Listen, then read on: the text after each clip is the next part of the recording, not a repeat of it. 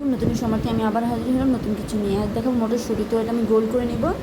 এটাকে আমার গোল করা হয়ে গেছে। এটা এখন সব শুকানোর পর এই যে হয়ে গেল আমার অনেকগুলো। এখন আমি যেটা করে দিলাম সম্পূর্ণ শুকানোর পর আমি আরেকটা বল নিব। বল নিয়ে দুই মাথা আমি চোখা করে নিব।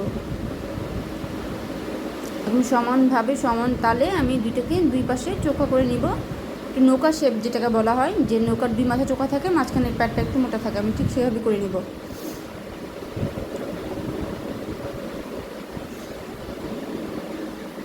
আপনারা যারা নতুন, যারা করতে পারবেন না, তারা হচ্ছে কাগজ কেটে করবেন, সেটা খুব সহজ হয়ে যায়। আমি কিন্তু হাতে তালু দিয়ে নিয়েও কিন্তু আঙুলের মধ্যে নিয়েও কিন্তু জিনিসটা করতে পারতেছি, দেখেন কত সহজ করে। একটু ওটা সাফ হয়ে গেল। এখন কিনারে একটু চাপ দিয়ে গর্ত করে নিতেছি।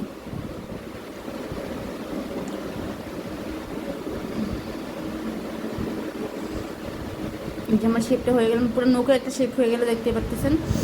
এখন এটার মধ্যে হচ্ছে আমি আইকা লাগিয়ে দিব।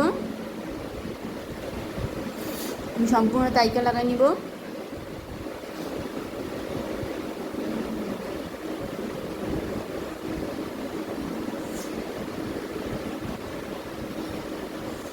এখন হচ্ছে আমি বলগুলো একটা একটা করে দিয়ে মাঝখানে দিয়ে দিব।